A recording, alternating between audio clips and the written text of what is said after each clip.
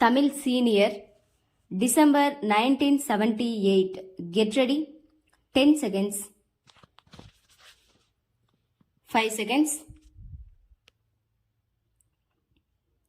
Start. ஐயா, இந்த மாநிலத்தில் வேளாண்மை நிலை மனநிறைவு அளிப்பதாக அமைந்திருக்கிறது. ஆனாலும் வறட்சி நம் முன்னேற்றத்தை தடைப்படுத்தி இருக்கிறது.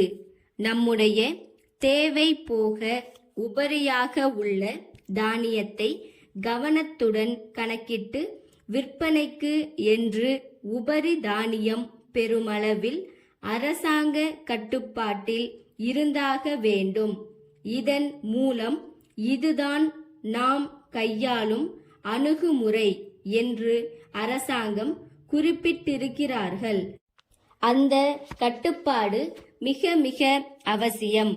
இந்த கட்டுப்பாடு இருக்கிற காரணத்தால் தான் இப்பொழுது ஏழை எளியவர்களுக்கு உணவு தானியங்கள் கிடைத்து வருகின்றன. இந்த கட்டுப்பாட்டை சொல்கிற நேரத்தில் முன்னால் இருந்த தட்டுப்பாடு என் கவனத்திற்கு வருகிறது.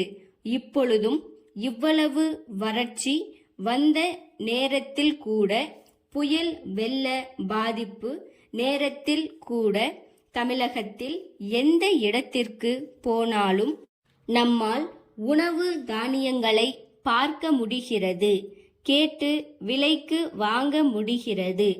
ஆனால் 2 ஆண்டுகளுக்கு முன்பு அவைகளை கண்களால் பார்க்க கூட முடியாத அளவுக்கு தட்டுப்பாடு இருந்தது. எனவே இந்த உணவு தானியங்கள், உபரி தானியங்கள் பெருமளவில் அரசாங்கத்தின் கையிருப்பில் இருக்க வேண்டியது மிக அவசியமானதாகும். அதற்கான வகையில் அரசாங்கத்தினர் உற்பத்தி, கொள்முதல், விநியோகம் இந்த 3 துறைகளிலும் தற்போது மேற்கொண்ட நடவடிக்கைகள் பாராட்டத்தக்கவை, வரவேற்கத்தக்கவையாகும். வணிகர்களிடம் இருந்து 20% அரசு கொள்முதல் செய்வதற்கு திட்டமிட்டு நிறைவேற்றி வருவது பற்றி நண்பர்கள் கூறினார்கள். உணவு பொருள்களை வழங்குகிற கழகம் அமைத்திடவும், அந்த கழகம் சில்லறை கடைகள் பலவற்றை சீராக பல்வேறு மாவட்டங்களிலேயும் சென்னையிலேயும் அமைத்து தானியங்கள் கொடுக்கிற வகையிலேயும் மேற்கொள்ளப்பட்ட நடவடிக்கைகள் பாராட்டத்தக்கவையாகும். மாநில அரசு முயற்சியால் மட்டுமல்லாமல் மத்திய நிதி வரி விதிப்பு கொள்கை மூலம் தான் விலைவாசியை கட்டுப்படுத்த முடியும். நான் இதை சொல்கிற போது இந்த அரசு இவைகளை அறிவித்த வகையிலேயும் உணவு தானியங்கள் ஏழைகளுக்கு, இல்லாதவர்களுக்கு, பாட்டாளிகளுக்கு கிடைக்காமல் போகக்கூடாது என்கிற வகையிலேயும் எடுத்திருக்கிற முயற்சிகள் பாராட்டத்தக்கவை என்பதை தெரிவித்துக் கொள்கிறேன். இந்த விலைவாசி ஏற்றத்திற்கு வரி விதிப்பு கொள்கை ஒரு முக்கிய காரணமாகும். வேளாண்மை உற்பத்தியை பெருக்குவது அவசியம்.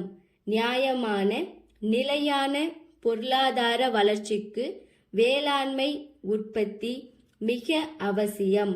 நிரந்தரமான வேளாண்மை உற்பத்திக்கு உரம் அவசியமானதாகும். இந்த உர உற்பத்தி தொழில்களை உள்நாட்டிலே துவக்க வேண்டியதற்கும் வெளிநாட்டில் இருந்து உரத்தை இறக்குமதி செய்வதற்கும் நீண்ட கால திட்டம் வேண்டும். அதனுடைய அவசியத்தை மத்திய அரசு உணர்ந்து மிக அவசியமான இந்த காரியத்தை செயல்படுத்த வேண்டும் என்று இந்த நேரத்தில் நான் தெரிவித்துக் கொள்வேன். அடுத்து காலத்திற்கு ஏற்றவாறு நம்முடைய பாசன வசதிகளை சீராக்கிட வேண்டும். எனவே காவிரி பாசன ஏற்பாட்டை காலத்திற்கேற்றவாறு மாற்றியமைக்க வேண்டுகிறேன். காஞ்சிபுரம் பட்டு சேலை தயாரிப்பாளர்கள் சங்கம், பம்பாயில் உள்ள இந்திய பட்டு வாரியத்திற்கு அனுப்பிய கடிதம். அன்புடையீர், காஞ்சிபுரம் பட்டு புடவைகளின் நேர்த்தியை பற்றியும் விற்பனை பற்றியும் நாங்கள் சொல்லி உங்களுக்கு தெரிய வேண்டும் என்பதில்லை. நமது நாட்டின் ஏற்றுமதி வியாபாரம் கணிசமான வருமானத்தை அளிக்கிறது. இருந்தும் பட்டு சேலை தயாரிப்பாளர்களுக்கு பலவித பிரச்சனைகள் உள்ளன. இவைகளுக்கு தீர்வு காண வேண்டி இதை எழுதுகிறோம்.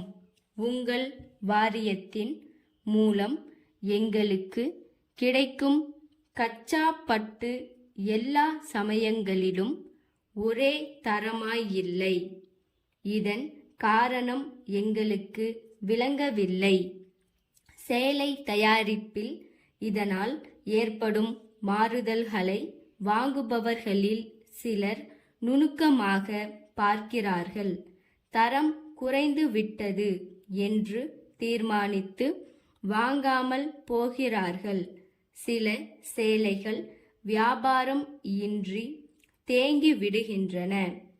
சில்லறை வியாபாரிகள் இது பற்றி எங்களுக்கு தெரிவிக்கிறார்கள். ஆகவே எங்களுக்கு ஒரே இடத்தில் திரட்டப்பட்ட கச்சா பட்டை குறிப்பாக மைசூரில் இருந்து சப்ளை செய்யுமாறு கேட்டுக்கொள்கிறோம். கைத்தறி முறையை விட இயந்திர முறையை கையாண்டால் சிறந்த ஜரிகை தயாரிக்கலாம் என்பதையும் தெரிவித்துக் கொள்கிறோம். தங்கள் உண்மையுள்ள ஸ்டாப்.